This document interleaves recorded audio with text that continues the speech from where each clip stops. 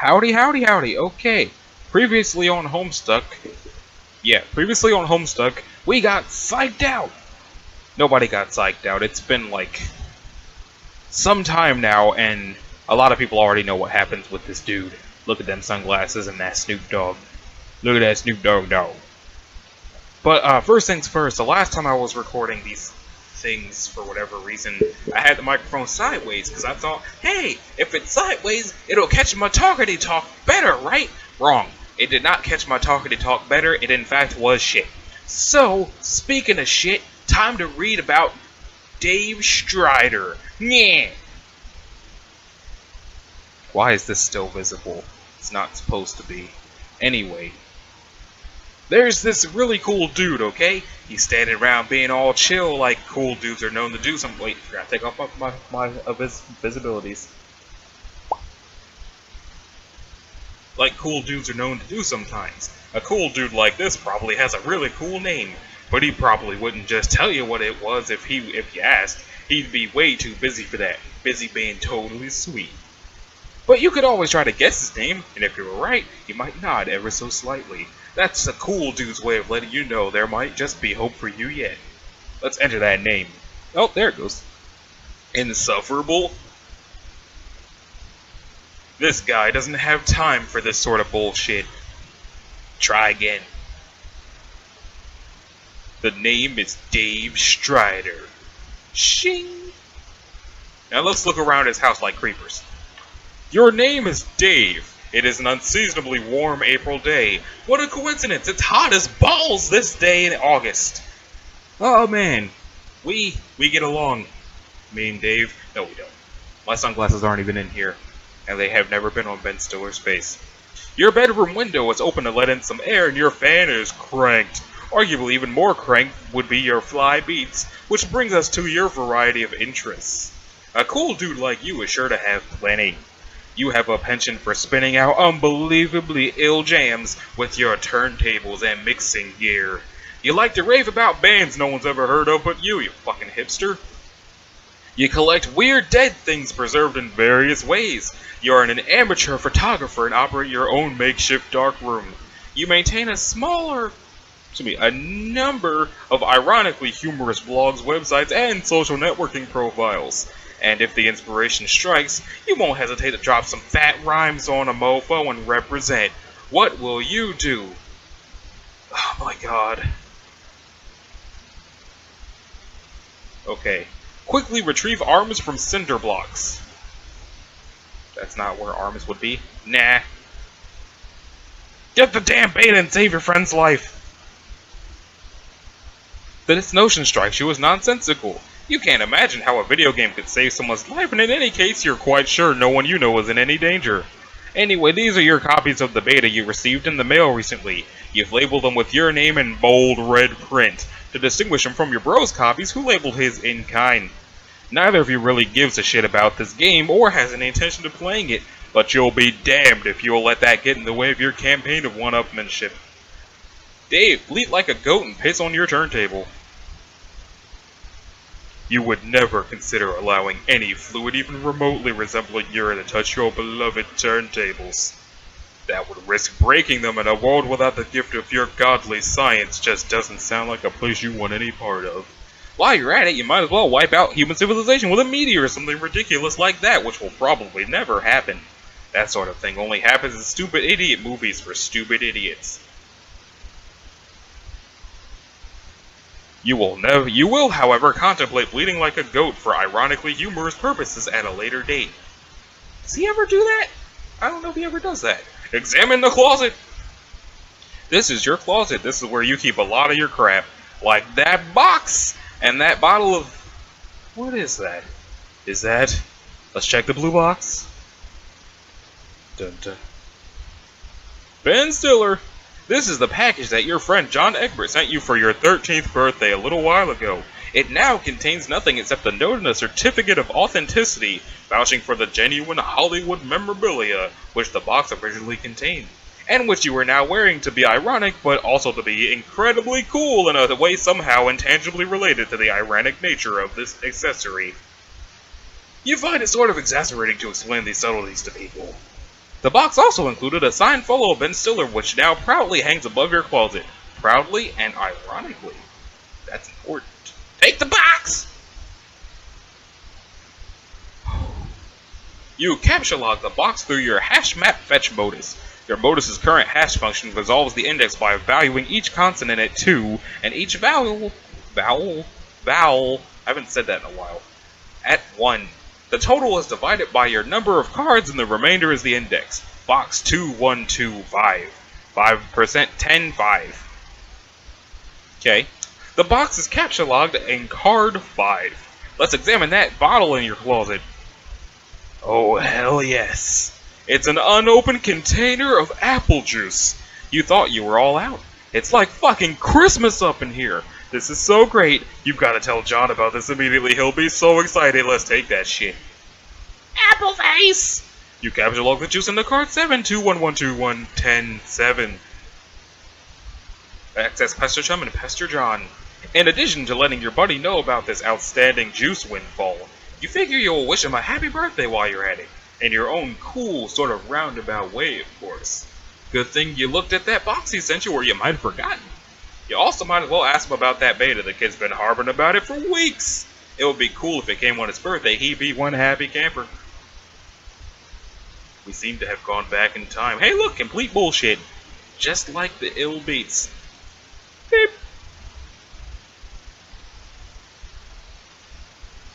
Turn Tech Godhead to began pestering ectobiologists and at 1813. Hey, so we've already been through this.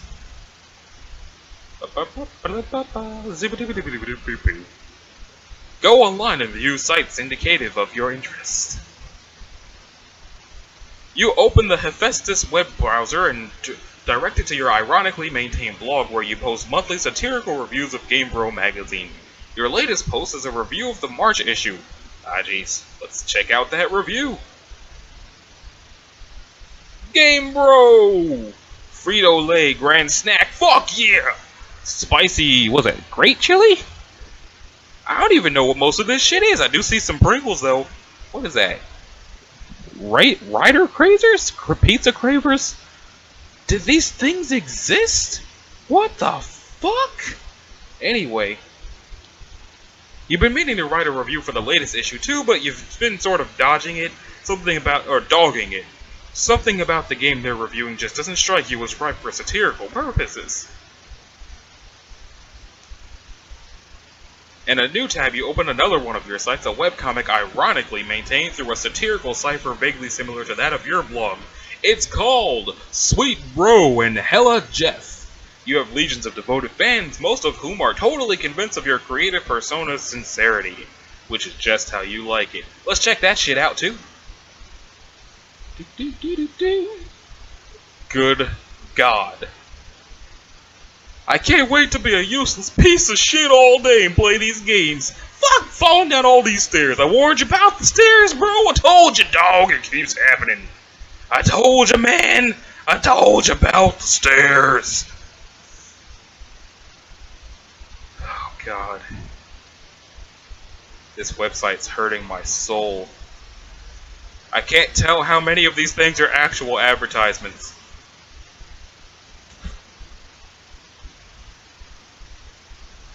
A bunch of other comics. Oh man.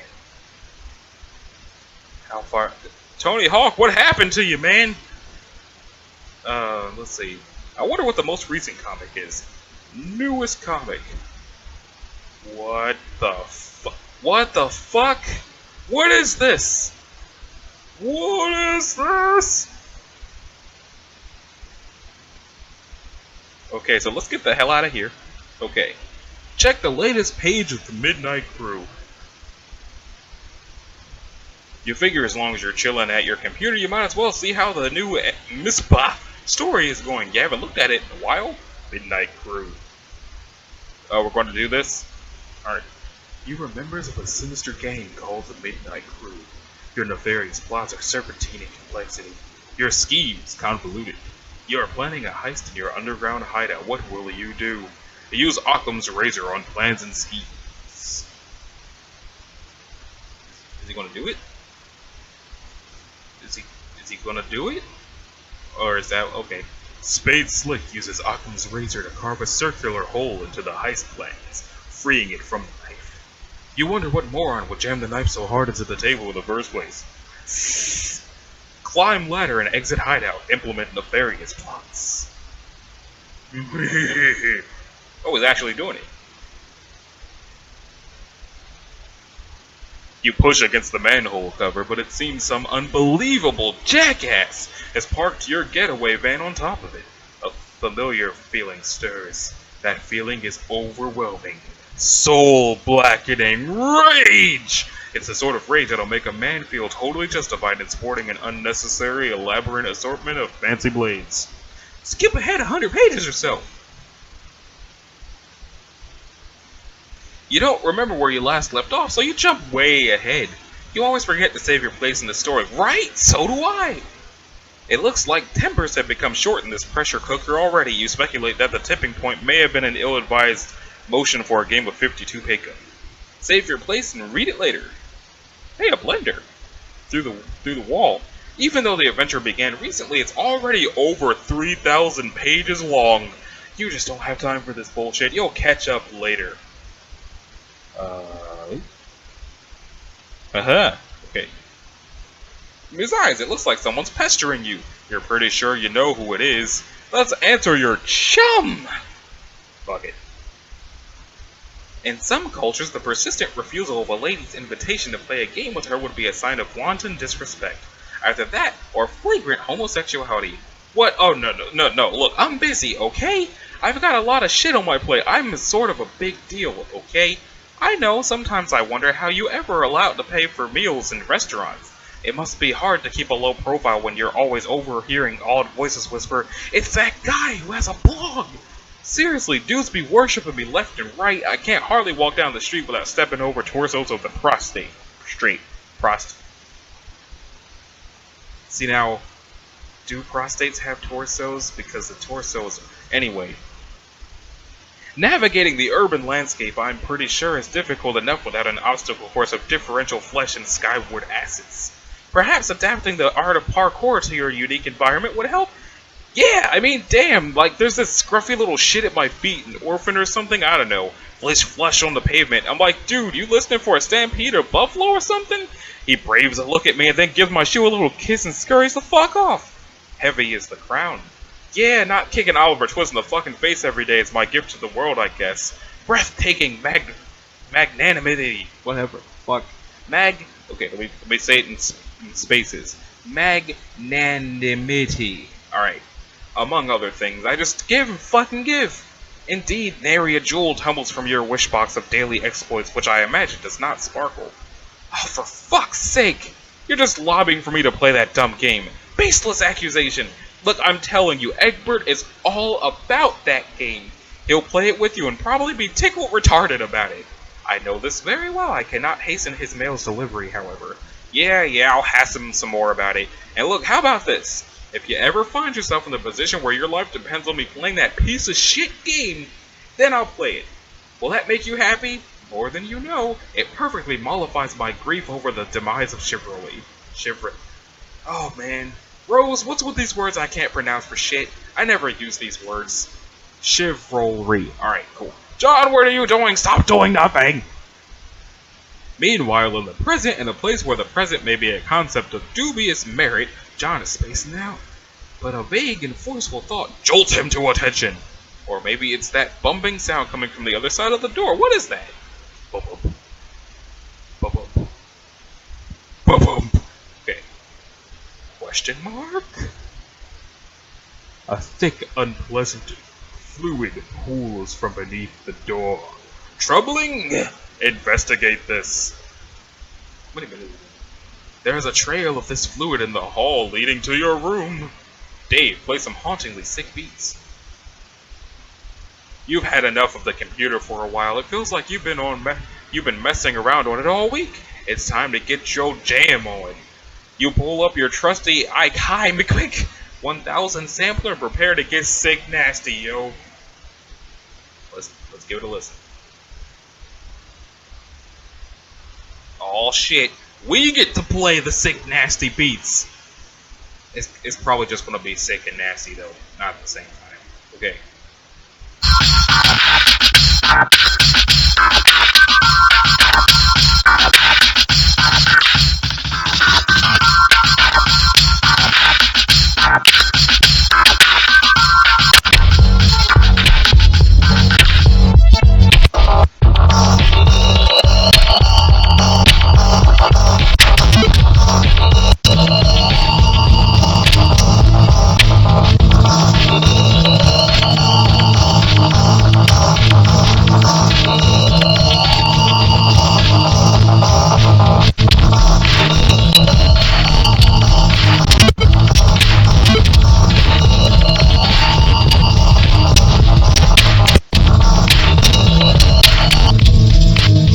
Anyway, I'm not storing shit, but that was I. Take a sip of the apple juice despite what John said. Those beets were so fresh they belong in the produce aisle. It's what you're talking about. Soccer moms be thumping that shit for ripeness like melons, know what I'm saying? After beets that fresh, it would be a crime not to reward yourself with a celebratory swig! 2-2-1-2-10-7. Dun dun. Dun dun. Da! Da! You can't do it! John's got you all twisted up inside now. All you can think about is Mandel's gross monster piss. Damn you, Egbert! Skinner! Okay, so you recapture log the juice. Allocate sword to strive specialist. I said... Okay. You alright, website? Yeah, you alright? Okay, it's loading. Your strive specialist is already allocated with the Bladekin Abstratus. There's no need to allocate it. You can wield your sweet ninja sword as a weapon once it is in your strife deck, but you will have to capture log it first before moving it there. Capture log that bitch!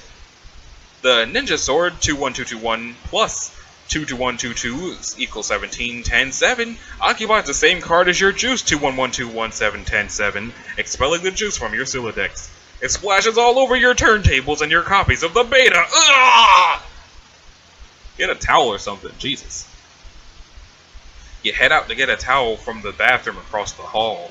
You glance at one of the many radical puppets in your bro's collection and nod in approval. Is there anything not awesome about your bro? Nah, you think not. You enter the bathroom. There's a damp towel on the floor you can probably use for this crisis. You stop to pay a little respect to one of your bro's boys up there. Hey, little man, how's it hanging?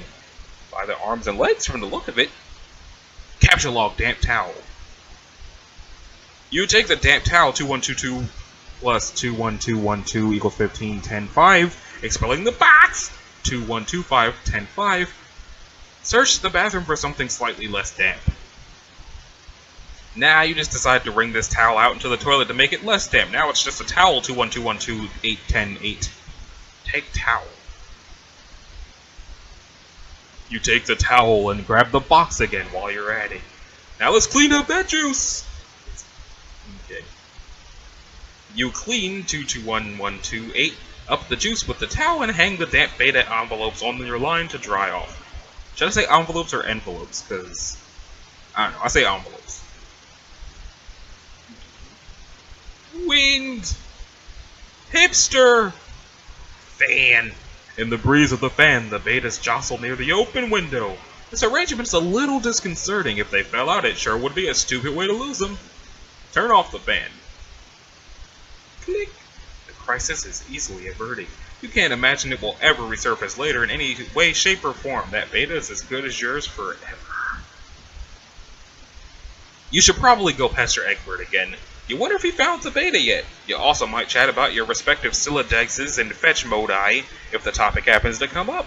You wonder if he's anywhere near as smooth with his Silodex as you are. Probably not. It's probably not even humanly possible. Bird!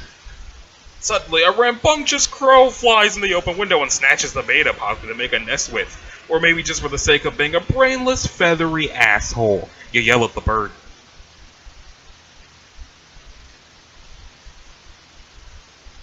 You yell at the bird.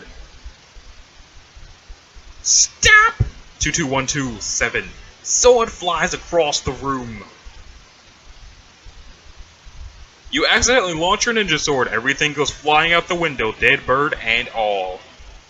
Shot through the heart! Okay. No one can ever know about this. Look out the window, though. Yeah, you can kiss all that stuff goodbye. You feel sorry for the bird, but at least you never planned on using that beta ever. What the fuck? Anyway, now that bit of ugliness is behind you, you guess you can look forward to several more hours of mess around in your room and whoa, wait, what? Wizard Man! Rose. Creepy wizard paintings. Strange wizard man. On the one hand, I want to stop, because this will probably be a good stopping point, but on the other hand, this is probably almost at, no, it's probably not. But, so since this is probably the stopping point, I just want to say that this has absolutely not been sponsored by Crunchyroll, but y'all should probably check them out anyway if you want to watch anime and shit, especially since Hulu is about to stop having a free version of themselves. So, go check out Crunchyroll, or continue using torrents like you've probably been doing, but, it's an option. So, thanks for kicking it around with me and listening to me read Homestuck if you've been listening, because there's probably hundreds of thousands of people who've already done this, because it's 2016 and this happened in 2009, but now I have a microphone, so I'm gonna do it anyway. Y'all have a great, shit, tomorrow's Monday. Good luck.